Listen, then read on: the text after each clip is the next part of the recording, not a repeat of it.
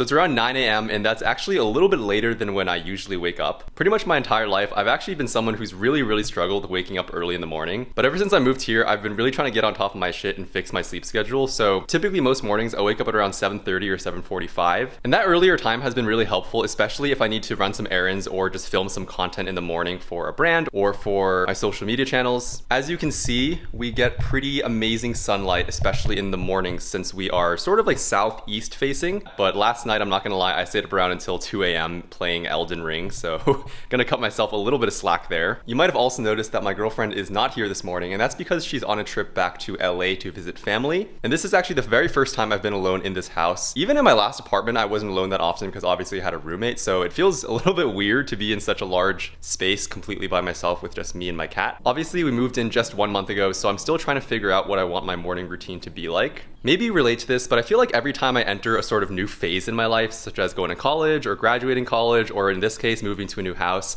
I feel like it's always a really good opportunity to sort of refresh and reset and focus on starting good habits. So I'm definitely gonna end up posting another full morning routine video probably later down the line once I've really figured out all my shit. But for now, it's definitely gonna be a lot of trial and error and sort of figure out what works for me and my girlfriend and my cat in this new space.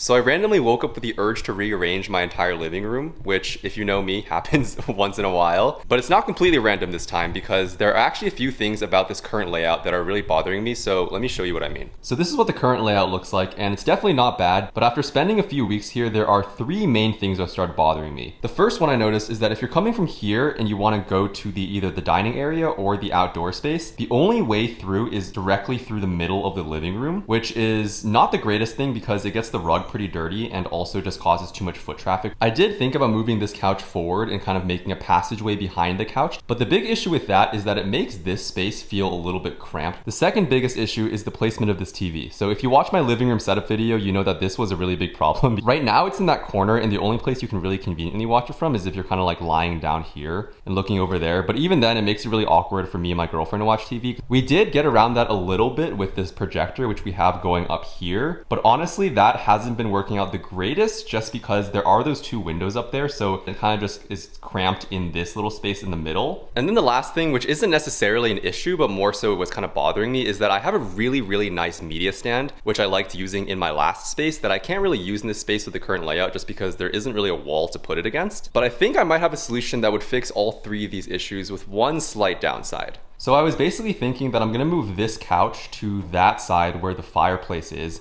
and then have it face against this wall. That way I can put the media stand against the wall, put the TV on top of it, and then still probably have some space left over to use the projector up top. Since the couch will be over there, it'll create an area right here where you can kind of walk towards the dining area. I think it's worth a shot. I'm gonna give it a try.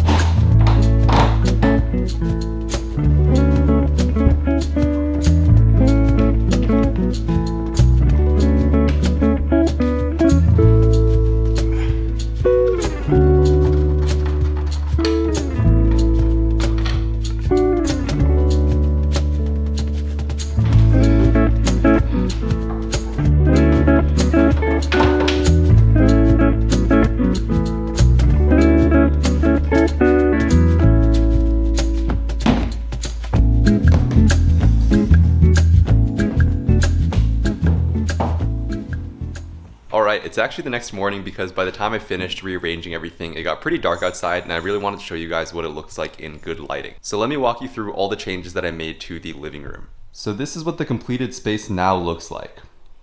This was definitely the thing I was most hesitant about with this setup, but honestly, I actually don't hate it as much as I thought it would because the fireplace mantle is pretty tall. And so even though the couch does block a good amount of it, I feel like you can still kind of get the effect of that black accent against the white wall. And at the same time, it's still pretty functional because if I'm sitting here, the fireplace is sort of right near our heads and warming us up from the back, which I do not mind at all. Now that I have the projector facing the opposite wall instead of this wall, I also have the opportunity to put one of my sister's art pieces up there and then turning around to the other side, you can see this is the updated TV setup. Now when I sit down in front of the TV, I can watch TV at a very normal height instead of having to crank my neck either up or to the side. You'll also notice that I was able to bring back the media stand, which I mentioned. This was definitely one of my favorite living room pieces because I absolutely love the sort of fluted wood pattern here on it. And then on top of it, I have the two speakers on the sides. To the left here, you'll notice I put this little side table just with some plants as well as some books and a little lamp at the bottom. On the left side, this is where the TV used to be. I put my cat's very large cat tree so she can kind of sit up there and watch over the entire living room, and then a stackable stool set with another lamp on top. This setup I think is definitely not finalized yet. This is really just here because I don't know what else to do with this space, but you'll notice actually there's a really cool sliding door system under there that's not really accessible anymore. So I think my vision for this corner is probably to have a console table that goes like this, and so that way I can stack things on top of it and then still have access to those two sliding doors under it for storage, and also just because I think they look really cool.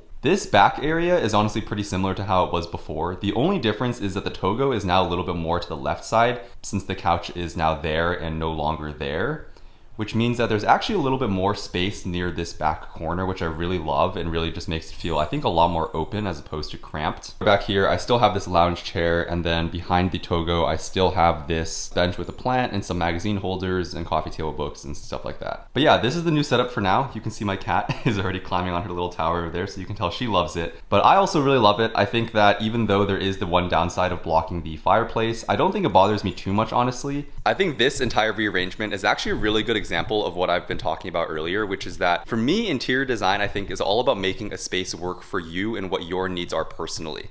So obviously me and my girlfriend used this space for a few weeks since we did that initial living room setup video. And there were those things that were just really bothering us on a day-to-day basis. And so taking the time to think about it and rearrange the space in a way that makes more sense for us, I think is really the true essence of what makes a space really unique and personal.